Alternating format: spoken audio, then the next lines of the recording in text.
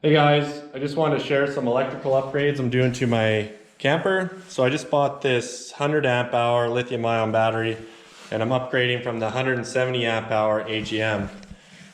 The biggest reason I'm switching to the lithium ion is it's a lot more durable compared to the AGM. And after 2 years of owning the AGM, it's got a substantially reduced capacity compared to what it had when it was new. And I attribute this to the fact that it never got cycled below 90% very often, and it got conditioned to that 10% drop. And now that I'm using the battery with a refrigerator, it doesn't have nearly the capacity I need to run it through the night. So the lithium ion batteries, this one, the Dakota Lithium, has an 11-year warranty, and it'll put up with different cycles being charged up and down, and it's not going to create that dead spot that I've got in my battery now.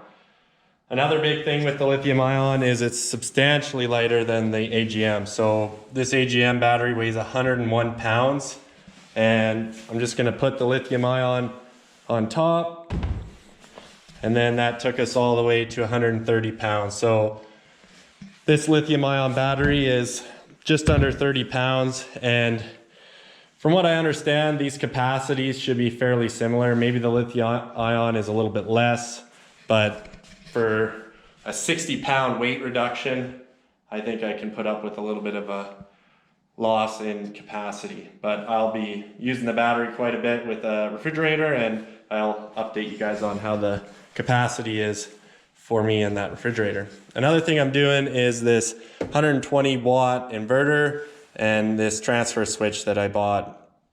So the cool thing about the transfer switch is it's going to allow me to hook up the shore power and the inverter power into the same plugs, and I won't have two separate plugs for shore power and inverter power. So that's going to be a nice upgrade, and I'll show you guys that once I get it installed. It's going to be pretty cool. I'm just finishing up the wiring here on the inverter, and I want to show you guys the transfer switch before I close the box up. You can see it in there. I just put a knockout in here, so the switch is just mounted on the bottom there. And now I can switch over just the one galley plug to the inverter power.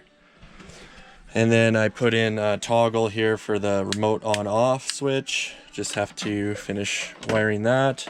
And then the inverter I mounted upside down, which they don't recommend doing, but that's a lot of wasted space up there and I wanted to use that. Then the battery, I already installed it, and I'm going to put a new circuit breaker on the back there. So I got a 150 amp hour circuit breaker. So here's the new 150 amp breaker I installed for the inverter.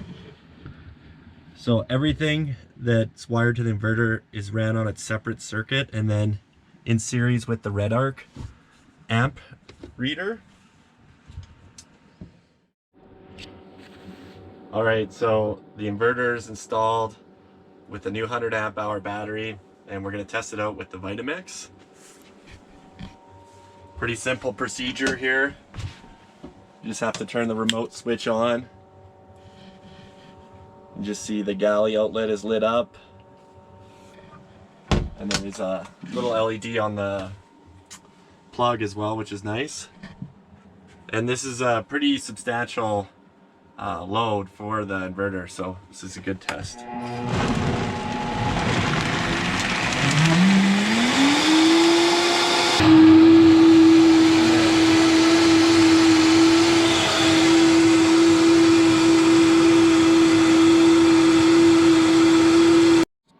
So after a full night of camping, running the refrigerator all day,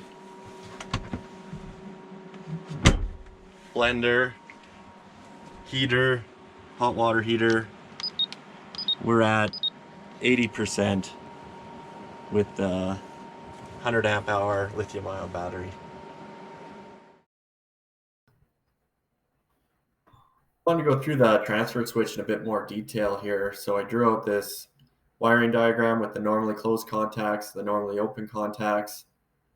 It's a fairly simple setup. I'm just going to tie in the shore power to one set of contacts, the inverter power to the other, and then tie in the outlet of the contacts together to the Galileo lip.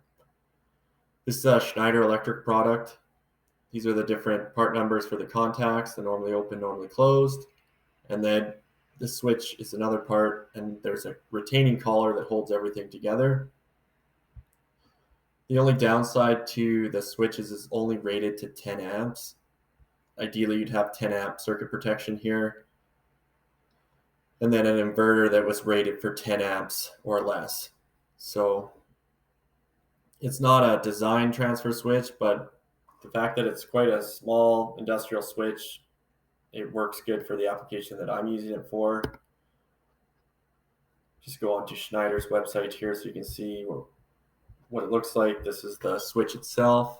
You need a normally open and normally closed switch. And then this is the data sheet for the switch. It's rated for 1 million cycles. Obviously, never going to come anywhere near that, but it's rated for an industrial application, so super robust construction. This is the collar that holds the switches, and then the selector together. And then if you wanted to get a proper, rated transfer switch, this is a Victron product that's a solid state switch that you could do the same thing with. A little bit bigger footprint and a little bit more expensive than the mechanical switch, but definitely something that you could put in a camper, or obviously off-grid power source to run, generator or solar inverter, something like that. So if you found this video useful, hit the like button, helps the channel out, and I'll be posting more videos.